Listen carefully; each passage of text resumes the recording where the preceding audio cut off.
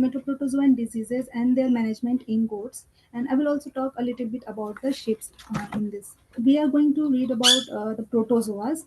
We will just brief a little about what the protozoas are. These are the unicellular organisms and were the first organisms to be discovered, and they are the first organisms which are looking like animals. That's why they are called proto, that is the first, and zoa, that means the animals. And Antony von Leeuwenhoek is considered as the father of protozoology, because he was the first to detect the protozoa giardia from the teeth scum.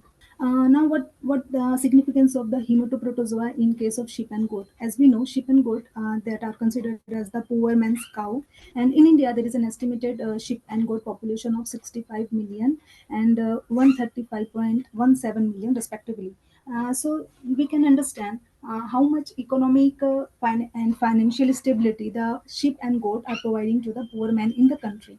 In this we will read about the major hematoprotozoan parasites in the small ruminants, which we all know as the Babesia, Theileria, Trypanosoma, and we will discuss about some miscellaneous parasites which were previously considered as the protozoa. Now, what are the factors which are affecting the infection in not only the small ruminants but also the large ruminants? So, there are two types of factors: the internal factor as well as the external factor. The internal factor that will carry the genetics, the breed of the species, the breed of the animal, lactation state of the animal, and the lambing state. As this all will cause somehow the stress in the animal, and that will cause the pathogenesis. The external factors that will include the nutrition. If the nutrition plan of the animal is low and they are fed on low carbohydrate, fat, and protein diet, so obviously their body is not that strong to conquer the infectious diseases, as a result of which it is more susceptible to get the infection. Similarly, the underlying disease condition. If there is any underlying disease condition, it will also affect the status of the animal. The managemental practices, as we know, goat and sheep, these are considered as the poor man's cow. So mostly these are reared by the people which are marginal farmers or even the small farmers. They have no other source of income. They are very having an unhygienic lifestyle, and it is very difficult for them to rear the animals and to provide them enough nutrition. So these animals, along with the human, these are living in very close in the very close premises, as a result of which the density of the animals in the small room is so high, which can result in the stress and then make them susceptible for the diseases. Other than this, the environmental conditions are also the cause for the spread of disease in the ruminants as well as the small ruminants. Now we will come through each one of the hematoprotozoan diseases in these small animals one by one. So this first slide, as we all can see, this is the slide for Babesia. And how we will diagnose, we will come across in the next slides. Now, Babesia in sheep and goat, this is caused by the Babesia species, especially the ovis, Babesia motasi, Babesia taylori, and crassa, out of which Babesia motasi is the most prevalent parasite in the sheep and goat in the Indian condition, and is responsible for high pathogenicity and mortality in the sheep and goats. This Babesia species, the Babesia parasite, is intra-erythrocytic protozoan, which is mostly in pyriform shape and can also be found in round, oval, or elongated shape. These are mostly present in pairs, but sometimes we can also find it in single organism. In horse and dogs also they are present, but there we can also find the Babesia in the tetrad shapes. This is how the spread of the Babesia is in the livestock. Babesia, because it is transmitted by the ticks, which is feeding on the infected host, and once the infected host is fed upon by the tick, it is transmitting into it the sporozoites, which is developing inside the gut of the tick. This sporozoites, which will enter into the red blood cells of the host, where they would undergo the asexual multiplication by binary fission, and then they will produce the pyroplasm. These pyroplasms will infect the RBCs, and when these are multiplying in the RBC, after some time they will rupture and they will infect the other fresh RBCs. As a result of which, there is lysis of the RBCs, and this will cause anemia.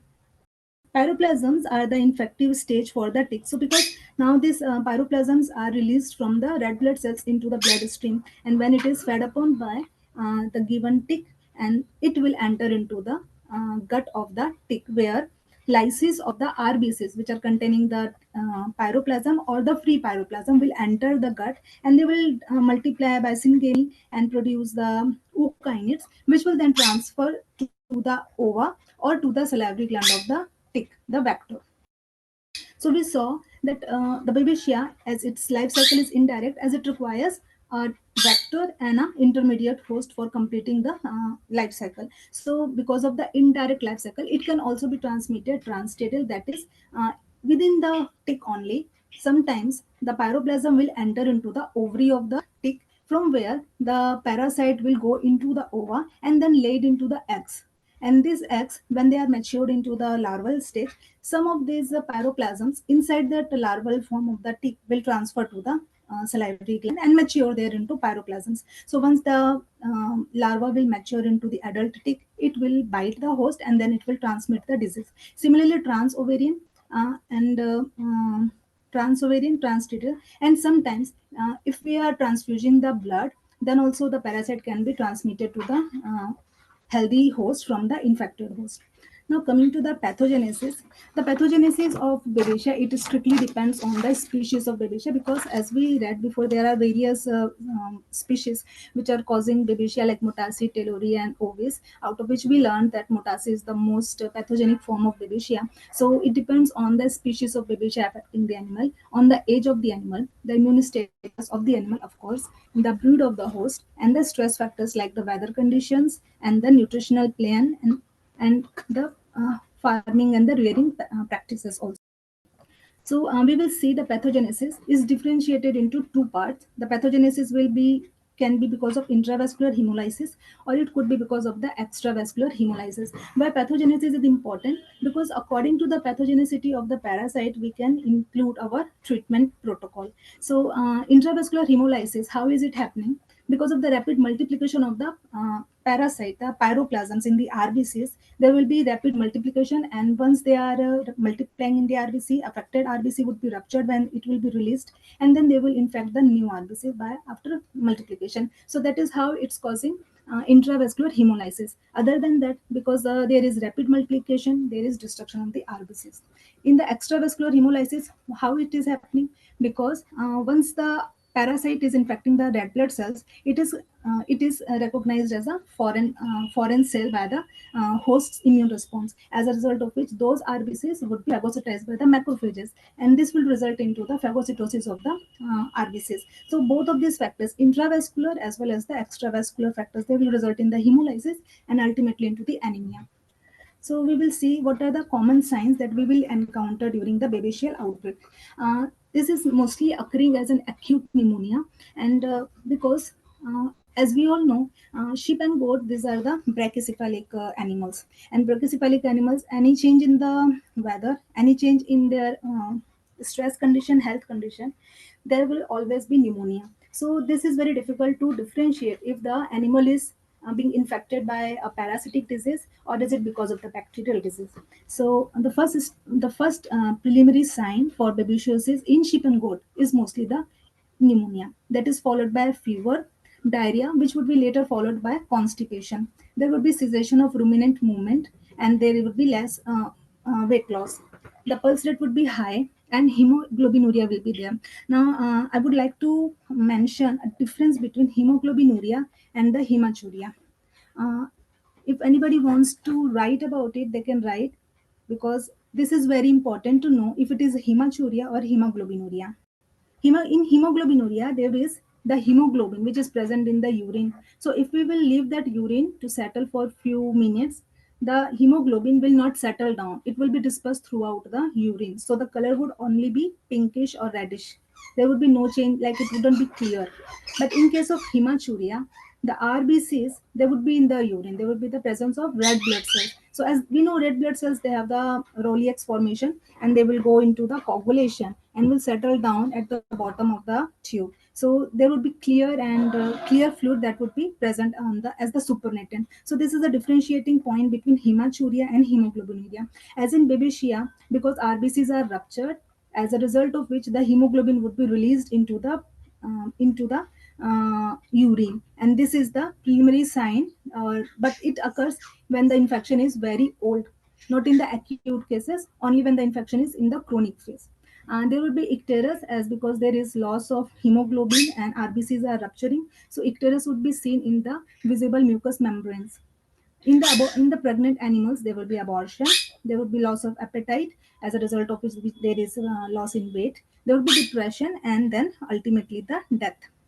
Now, how we will diagnose the babesia? As we saw the clinical signs, but the clinical signs would be little bit. We can say it's not really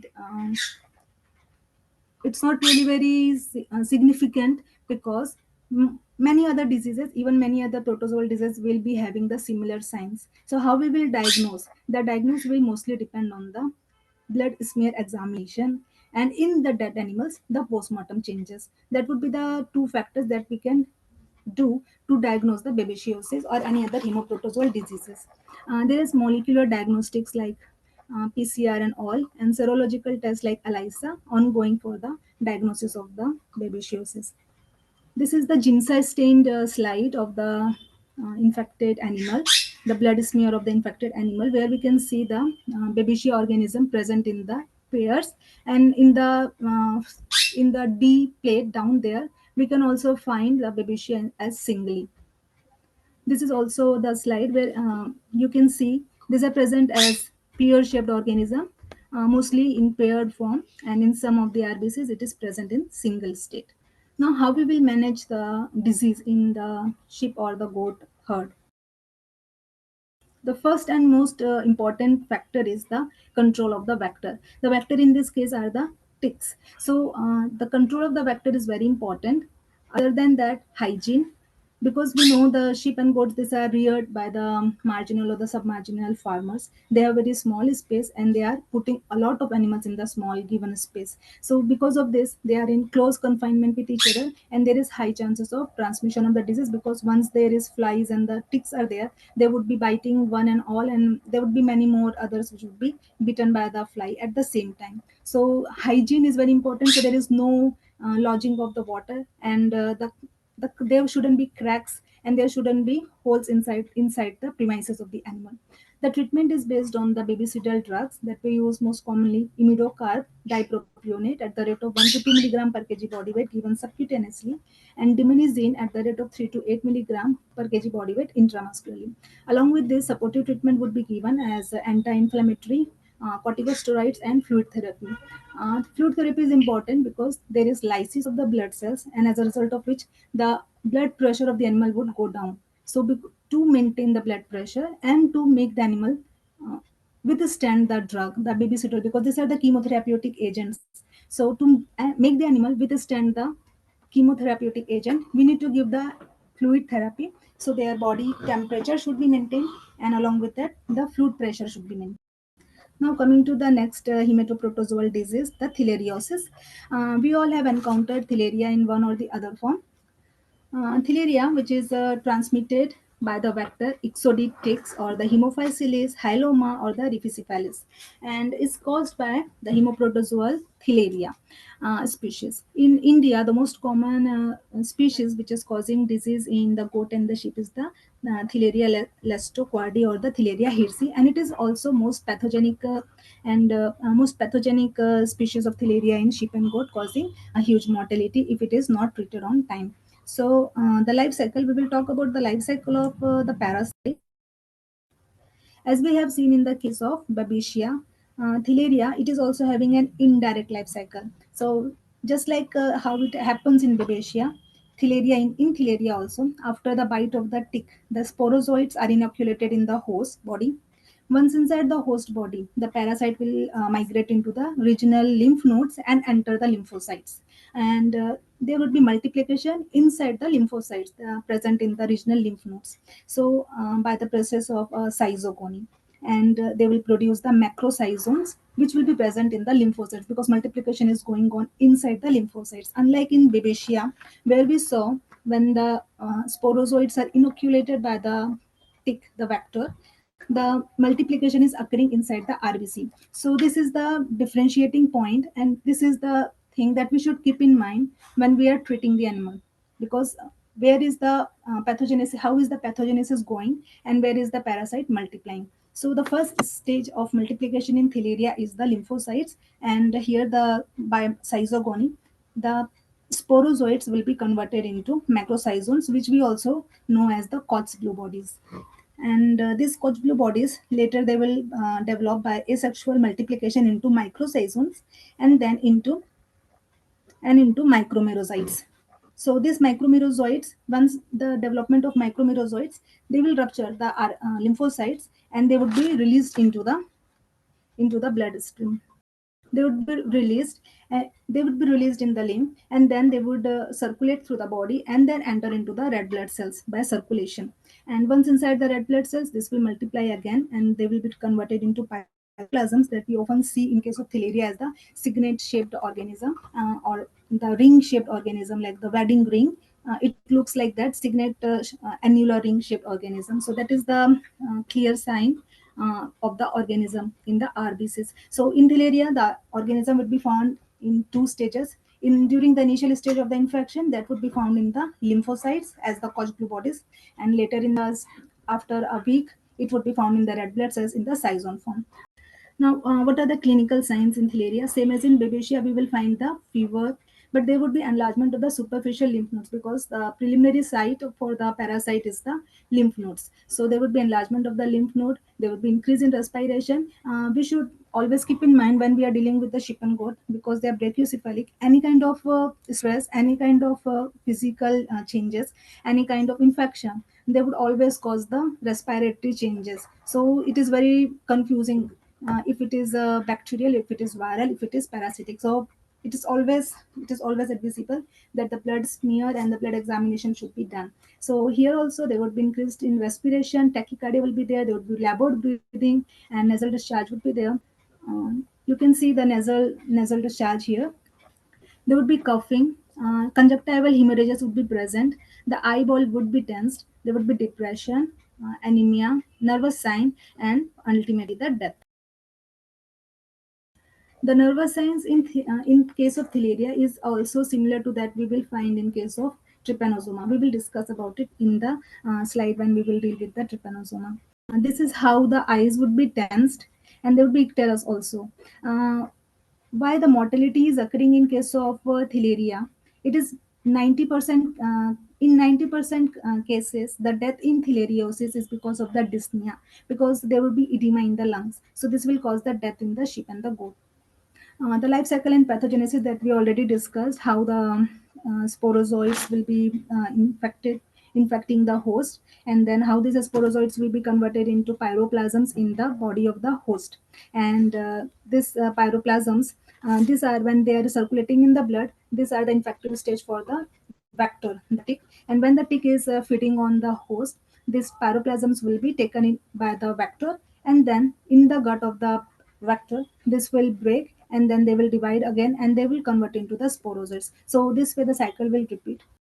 The Koch blue bodies, these are having the toxic effect because these are the rapidly multiplying stage, the sizoned stage of the thalaria, and these are having toxic effect on the lymphocyte, as we learned how this will multiply, and then the lymphocyte will be ruptured so that these are released into the circulation as microcyzones. So these are causing a toxic effect on lymphocyte and reticuloendothelial cells, and causing lymphocytolysis and leukopenia that will be evident in the blood profile.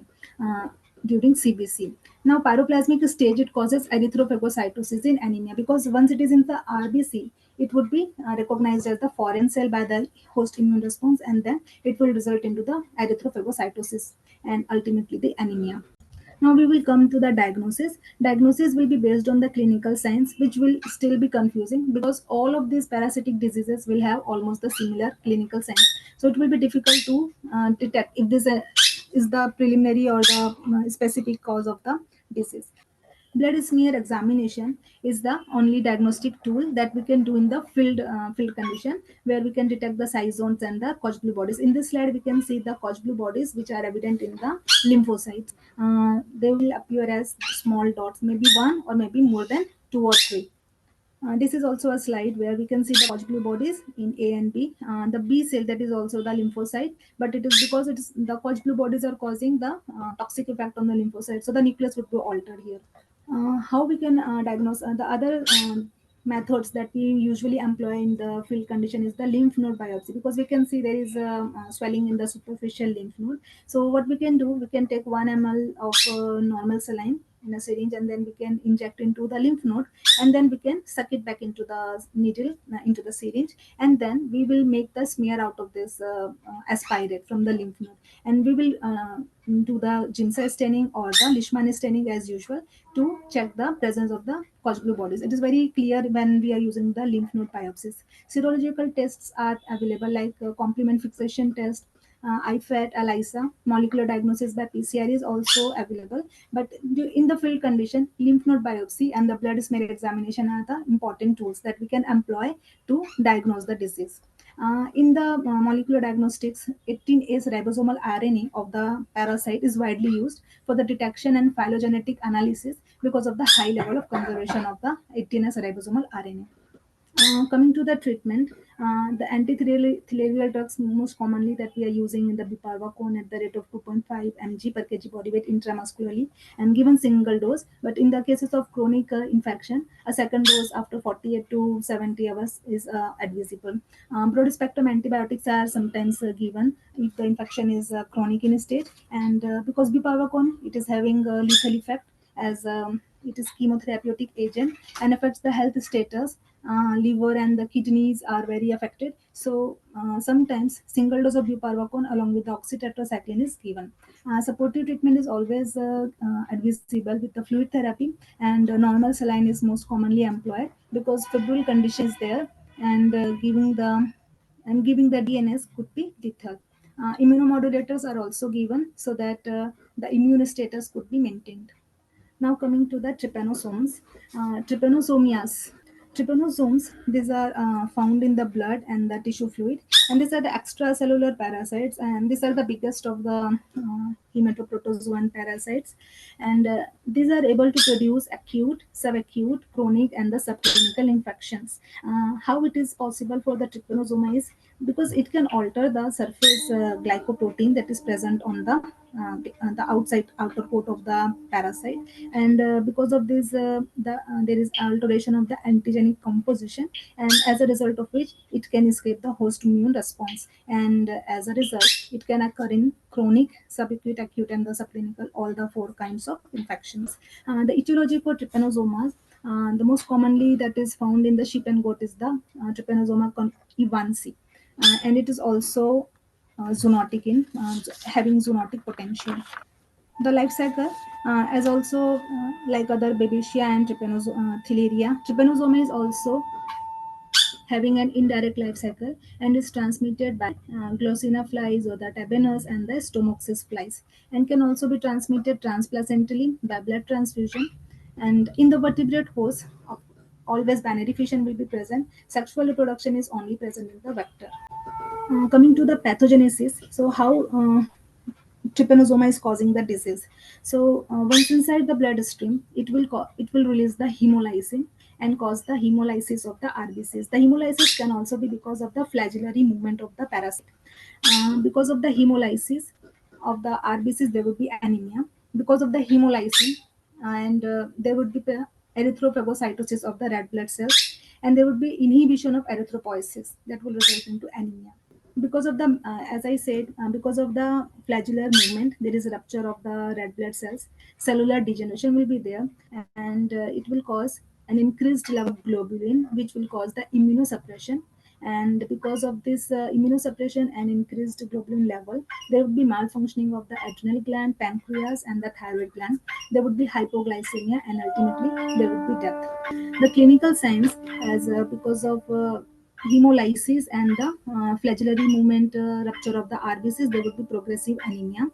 And because the parasite is able to liberate the proteolytic enzymes and the toxin, which will cause intravascular coagulation. There is intermittent fever, but the fever in small ruminants is sometimes absent. There is no fever, and in many cases, there is sudden death without any observing clinical signs. There can be staggering gait, circling movement. Circling movement is mostly present because trypanosoma, it is having the ability to impair the blood-brain barrier, and it causes the increased intracerebral immunoglobulin biosynthesis. which results into the circling movement. There would be profuse salivation, rapid pulse, and dullness and death. So this is how the animal would be. Mostly it would be lying in the recumbent position with the head pressed against the body. In blood smear, this is how the organism will be appearing. They would look big and leaf-like curled. So it's very easy to observe because these are extracellular present outside the red blood cells. This is one of the slides, and we can see the red blood cells. These are really hazy because there was very high parasitic load, and as a result of which the blood cells were really ruptured. So sometimes this kind of blood picture would also be observed. There was a small video where we could see the jerky movement of the trypanosoma. Like if we have already diagnosed the parasite in the animal, and we can take 1 to 2 ml of the blood and just one drop of the blood from the peripheral ear vein, and mix it with 1 to 2 drops of distilled water, and we just observe it under the 10x objective lens, and we can see the jerky movement of the parasite. That is, it looks very beautiful. Okay, we will see how we can diagnose by the postmortem finding. There would be hepatosplenomegaly, congestion in the lungs, and liquefaction in the subepithelial fat is most commonly found here. And there would be serous fluid in the pericardial cavity and the pleural cavity also. Serological tests by CFT, FAT, and ELISA are also there, and molecular tests by PCR. So this all can help to diagnose the parasite. In treatment, in curative, when there is already the infection, antacid methyl sulfate is commonly used at the rate of 3 to 5 milligram per kg of body weight subcutaneously. And in prophylactically, antacid chloride at the rate of 2 gram per animal subcutaneously is given. Supportive therapy with the fluid therapy is employed, and isometamedium chloride is used sometimes as curative at the rate of zero point 0.5 milligram per kg body weight, and in preventive form at the rate of 1 milligram per kg body weight given intramuscularly, single dose. Sometimes, if like in case of the trypanosoma, the blood profile should be re-examined after 14 days of after 4 days of the treatment, because if there would be again parasitic load there, then we have to restart the medicine like second dose, or sometimes we have to go for third dose also, because trypanosoma is causing hypoglycemia, and after the treatment, if it is not subsiding, then second or third dose will also be required. Now we will come through some miscellaneous organisms. Coming to the anaplasmosis. Anaplasma, it was considered previously as to be a hematoprotozoa, but it was found that it is a bacteria. It's caused by the bacteria from the Rickettsia family. But we will still read about it, because anaplasmosis, like other hematoprotozoal diseases, is transmitted by the ticks, and is causing anemia and similar changes as in Theileria and Babesia in the goat and the sheep. So the etiology of anaplasmosis is the anaplasma marginally, anaplasma centrally, and anaplasma ovis. In India, the most common anaplasma species that is causing disease in the sheep and goat is the marginally and the ovis. The transmission is again by the bite of the ticks like Dermacentor, Rhipicephalus, Ixodes, Hyaloma, and the Argus. Anaplasma in animals which are younger than 1 year of age will cause subclinical form of the disease. In animals 1 to 2 years of age, it will cause moderately severe, and it is highly severe and fatal in the animals older than 2 years of the age. The clinical signs include progressive anemia because of extravascular destruction of the infected and the uninfected erythrocytes. Because anaplasma, it is multiplying inside the host RBCs. So inside the RBC, it will multiply, and then because the parasite is present inside the red blood cells, it would be recognized as the foreign cell by the host immune response, and there would be phagocytosis. Milk production would be down. There would be inappetence, loss of coordination. There would be breathlessness, and rapid bounding pulse will be present in the later stages. The urine coloration would be brown and sometimes would be confused with babesia, because sometimes people think the brown color, if there is changes in the urine color, it is always babesia, but it's not like that. In babesia, it would be red colored, it would be cherry red colored sometimes, but in anaplasmosis, it would be brownish color. The mucous membrane would be pale, and then it would become ecteric, and there would be abortion in the pregnant animals. So this is the blood profile, where we can see this anaplasma present at the edge of the RBCs. In the postmortem findings, the spleen is characteristically enlarged and soft. There would be mottled appearance of the liver with a yellow or orange color. Gallbladder will be highly distended and the bile would be green or brownish in color. There will be hepatic and mediastinal lymph node brownish in color. Serous effusions would be present, pulmonary edema will be there, and there would be particularly hemorrhages in the epicardium and the endocardium. The clinical signs are used as the diagnosis. Blood smear examination for the presence of the parasite in the RBCs as this intra-erythrocytic parasites. Serological testing and management is by the vector control. One more thing in anaplasmosis is it is also because there would be high stepping gait sometimes in sheep and goat that will be found when there is anaplasmosis, and the high stepping gait would sometimes be confused with the pantothenic acid deficiency also. But the differential point would be in pantothenic acid deficiency, there wouldn't be any fever condition. But in anaplasmosis, we will always find fever whenever there is the high stepping gait present in the animal. Treatment for the anaplasmosis as tetracycline or large acting oxytetracycline we can use, and it should be repeated after 72 hours duration. Tetracycline, and if we are using the large acting oxytetracycline, then two doses are required after 24 hours interval.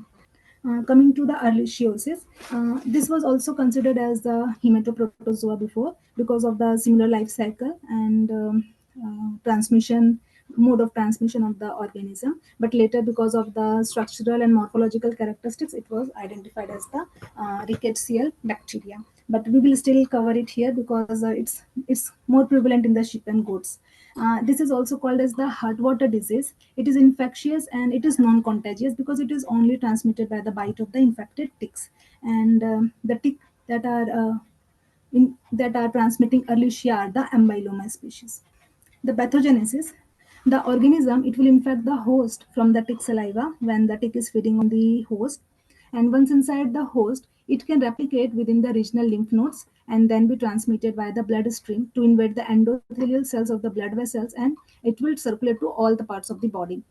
Endothelial cells of the brain, they appear to the predilection site of the Ehrlichia, and that is why there would be circling movement also present in Ehrlichia.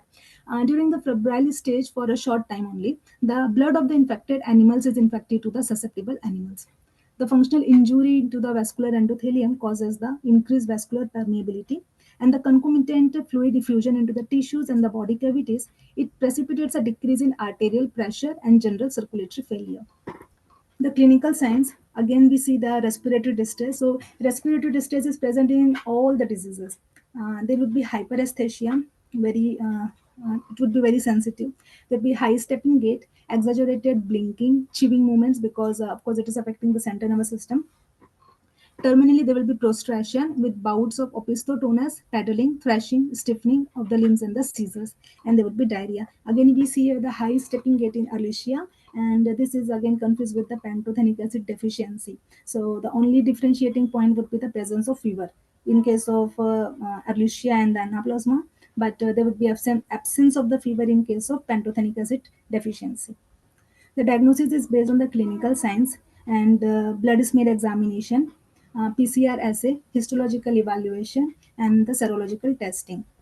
So here, if you can see inside the WBC there, the neutrophil, we can see there are small dots, dot-like appearance. In the cytoplasm, we can see minute dots.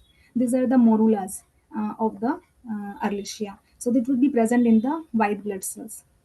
The management is through antimicrobials. The most common antimicrobial that we use for control of the Ehrlichia is the oxytetracycline, that is given at the rate of 10 to 20 microgram per kg body weight, single dose in a day for 2 weeks if the disease or the condition is acute by slow IV or by intramuscular route, or it should be 1 to 2 months in case of if the disease is already chronic.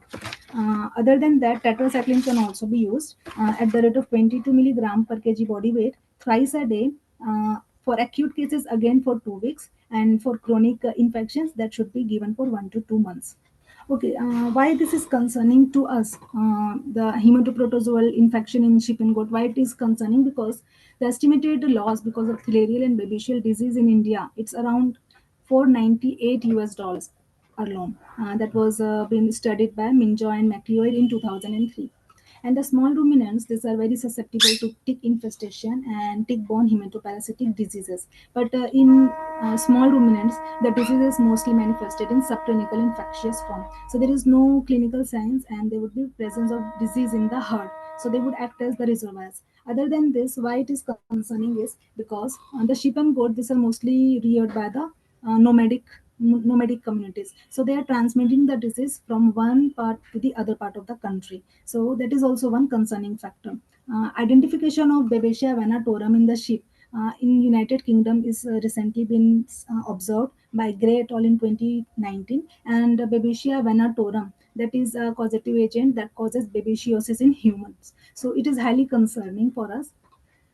A study that was conducted by D. Gopinath in 2021, it showed the prevalence of Theileria in 73 randomly selected nomadic sheep and goats in the northern India to be 76.71%. But these animals were not showing any kind of symptoms. They were really apparently healthy, and they were having normal appetite. Out of the total 800 caprines in the central India that was studied by Amrita Pal in 2013, the prevalence for babesiosis and theileriosis that was found to be 3.9% and 0.4% respectively. So the disease is always present in some form or the other in the latent phase or in the reservoir state, and that is not really observed. Prevalence was found to be 68% for theileriosis in Karnataka in 2017 that was studied. If we come to the gender variation, so babesiosis infection was found higher in the females and compared to the males, while that of the Theileria was found to be higher in the males as compared to the females. So this is state-wise distribution of babesiosis in India, and that is taken from the Nivedi in 2017-2018 data. So we can see in sheep in Odisha there is high infection in ships in the state of Odisha. This is the spatial distribution, and we can see this eastern part of the country. These are having the outbreak of babesiosis in 2016-17 and also in 2017-18. This is likewise for the case of Theileria, and we can see like Uttar Pradesh having the highest theileriosis case, but this is in the case of buffaloes, and a minute form is present in the Kerala state. Now we'll go through some questionnaires. What is the preferred site for blood collection in hematoprotozoan diseases? So the most preferred site for blood collection is the ear vein, because during any infectious condition, when the body is under febrile condition, more circulatory movement would be there towards the peripheral body parts. So the concentration of the parasite would be high in the peripheral circulation. So ear vein is always the preferred site. In which of these conditions the nervous signs are common in the animals? We see theileriosis, trypanosomiosis, streptococcal meningitis, fasciolosis.